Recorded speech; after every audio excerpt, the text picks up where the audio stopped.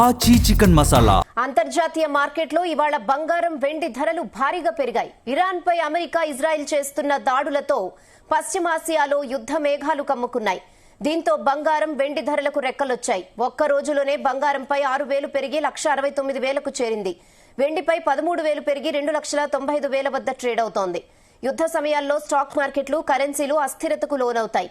దీంతో పెట్టుబడిదారులు తమ డబ్బును కాపాడుకునేందుకు బంగారం, వెండిని సురక్షితమైందిగా భావిస్తారు.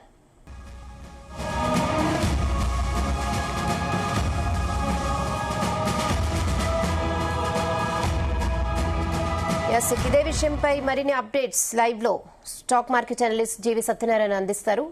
నమస్తే సత్యనారాయణ గారు. నమస్తే.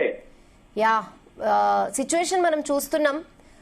ఎట్లా ఉంటే ఇంకా బంగారం, వెండి ధరలు ఇంకా పెరిగే అవకాశం ఉంటుందంటారా? ఎప్పటి వరకు ఈ అస్థిరత కొనసాగుతుంది? ఏం చెప్తారు? ఓకే, మనకి నిన్న మొన్న శని ఆదివారం సెలవులు వచ్చినాయి. కరెక్ట్ గా ఇరాన్ మీద దాడి జరగటం, మళ్ళీ ఇరాన్ ఖమేని చనిపోవడం, వాళ్ళ ఫ్యామిలీ మెంబర్స్ ఏమంటే యుద్ధం ఇంకా సమసిపోయినట్టే అనిపిస్తుంది. కాదు, ఇంకా నడుస్తూనే ఉంది. మళ్ళీ ఇప్పుడు ఇరాన్ వాళ్ళు కూడా అన్ని ఎంబసీ ఆఫీసుల మీద దాడి చేయటం అవన్నీ జరుగుతున్నాయి. గోల్డ్, సిల్వర్ పాజిటివ్ లోనే ఉంది. ఇవాళ గోల్డ్ వచ్చి 4% ప్లస్ లో అంటే పాజిటివ్ పెరిగింది, 4% పైన. సిల్వర్ కూడా 4% వరకు పెరిగింది. అయితే ఈ గోల్డ్ సిల్వర్ కంటే ఈ రోజు బాగా పాజిటివ్ లో ఉంది క్రూడ్ ఆయిల్. ఈ క్రూడ్ ఆయిల్ ఏదైతే ఉందో yearly high, life time high చేరటం జరిగింది. ఇవాళ $81.89 లో ట్రేడ్ అవడం జరిగింది ఇవాళే.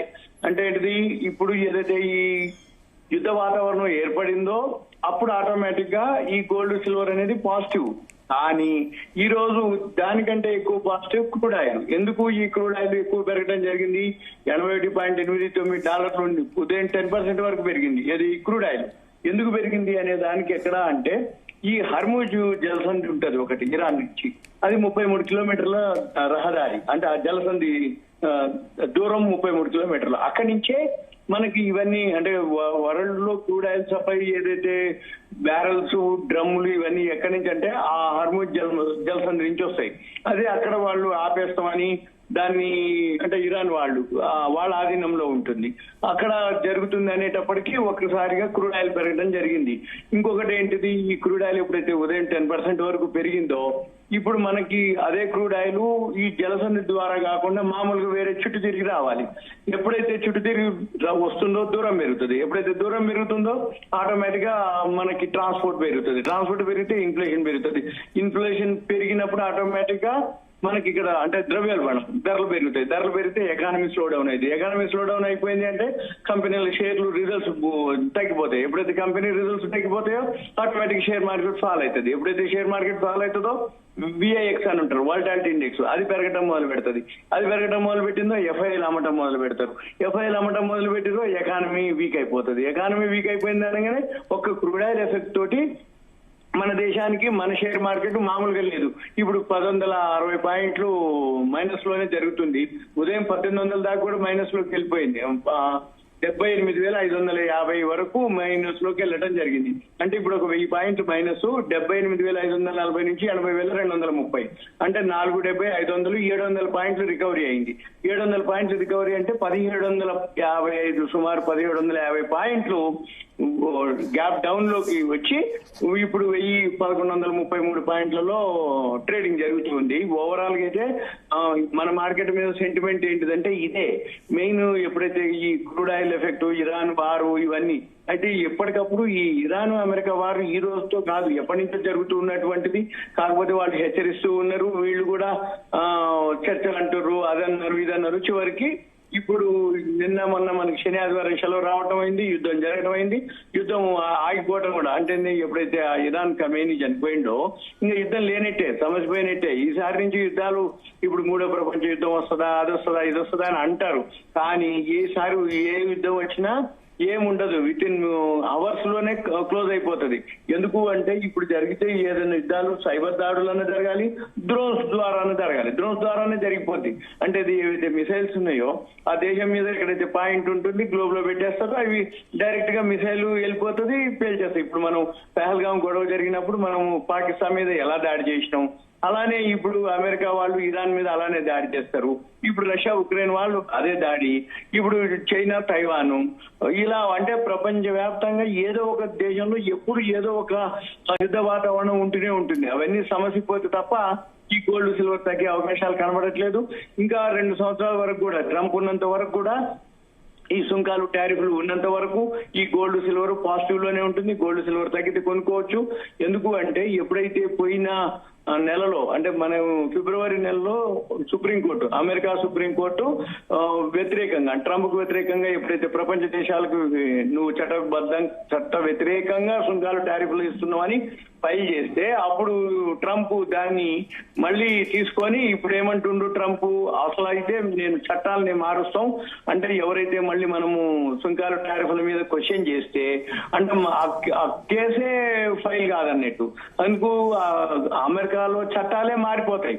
చట్టాలు మారిపోతే ఇంకా ఆయన ఏం చెప్తే అది అంటే ఎవరైతే ఆ చట్టాలు జీవో పాస్ అయిపోతుందో అమెరికాలో సుంకాలు టారిఫ్లు ఏవైతే ఉన్నాయో అది యాక్సెప్ట్ చేస్తే చేయాలి, లేకపోతే ఊకోవాలి, మేలకొండ నీ పని నువ్వు చేసుకో అన్నట్టుగా ఉంటది.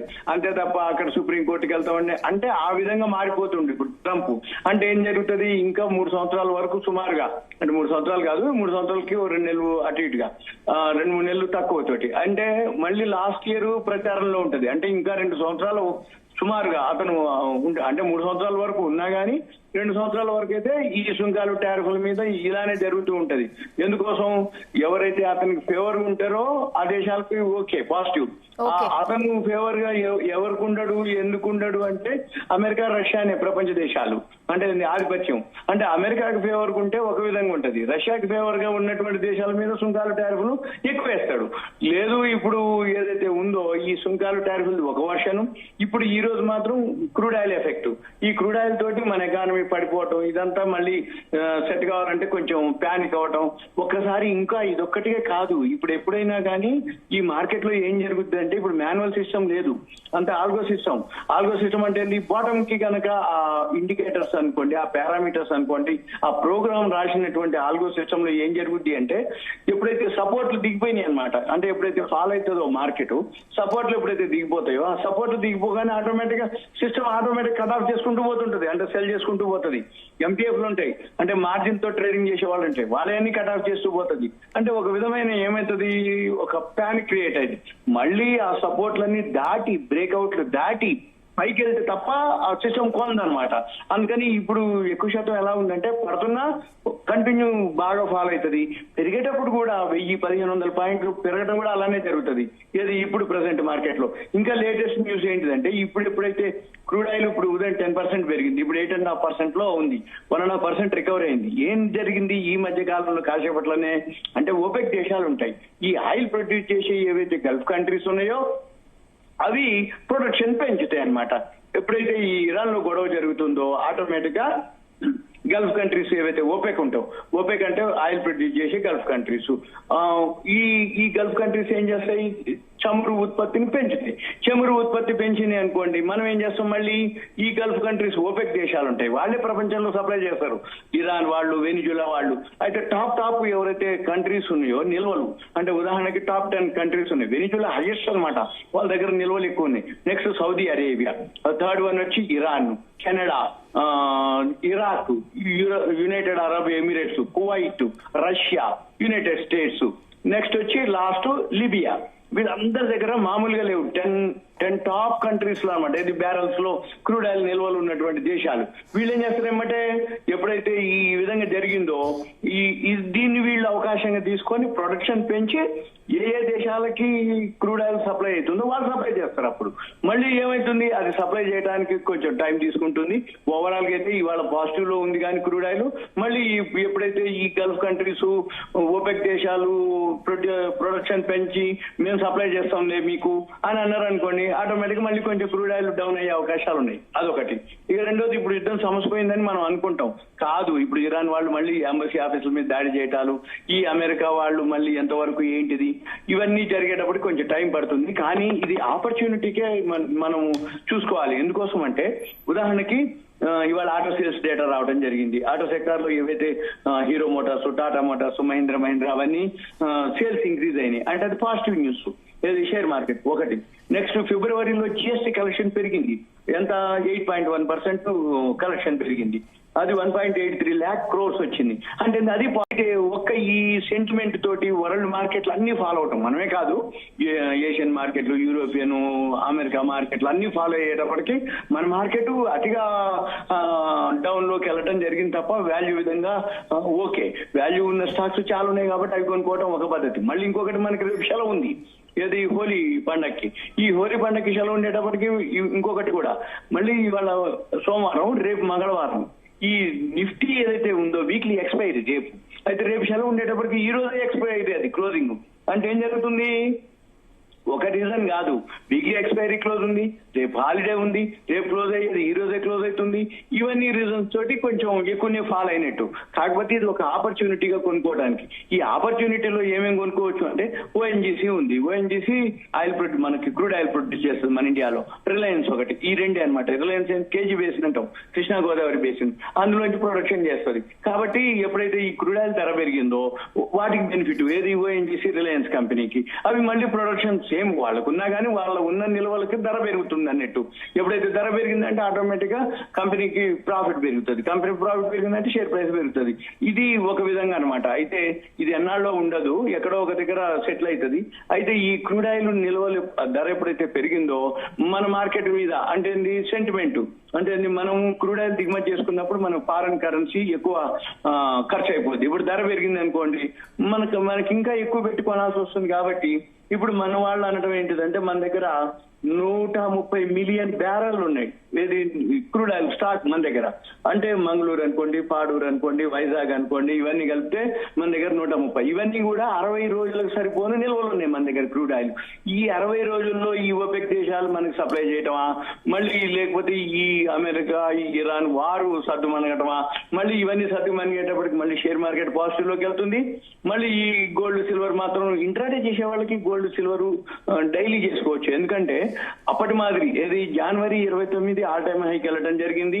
అప్పుడు ధరలు ఇప్పుడు మళ్ళీ వస్తాయా రావా అనే తర్వాత సంగతి. కానీ అంత వొలటాలిటీ అంటే 3 రోజుల్లోనే 54% పట్టడం జరిగింది సిల్వర్. ఏది? ఆ 3 రోజుల్లో జనవరి 30వ తారీఖు, ఫిబ్రవరి 1, 2వ తారీఖులు. ఇవి మళ్ళీ అటువంటి ఛాయిస్ వచ్చేది లేనే లేదు.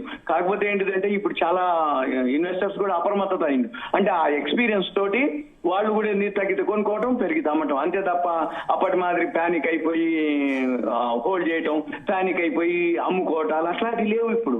ఎందుకంటే మెయిన్ ఇప్పుడు అంతకు ముందుకి ఇప్పటికి ఏంటిది అంటే ఈ గోల్డ్ విషయంలో వచ్చేటప్పటికి ఆర్నమెంట్స్ కొనే వాళ్ళు చాలా తగ్గిపోయిండ్రు. ఎంతసేపటికి గోల్డ్ బార్లు, గోల్డ్ కాయిన్లు, సిల్వర్ బార్లు, సిల్వర్ వీటి మీదే ఇన్వెస్ట్ చేస్తున్నారు తప్ప అంటే డిజిటల్ గా అనుకోండి, ఎస్ఐపి అనుకోండి, లేకపోతే ఆన్లైన్ లో అనుకోండి, ఈటీఎఫ్లు అనుకోండి, వీటి మీద ఇన్వెస్ట్ చేస్తున్నారు తప్ప ఫిజికల్ గా ఈ గోల్డ్ ఆర్నమెంట్స్ అంటే ఆర్నమెంట్స్ మీద, ఆభరణాల మీద పెద్దగా ఇంట్రెస్ట్ చూపించట్లేదు. ఎప్పుడైనా బిజినెస్ పరంగా ఒకసారి అవేర్నెస్ వచ్చిన తర్వాత ఆటోమేటిక్ గా అంత పడేది లేదు, అంత పెరిగేది కూడా లేదు.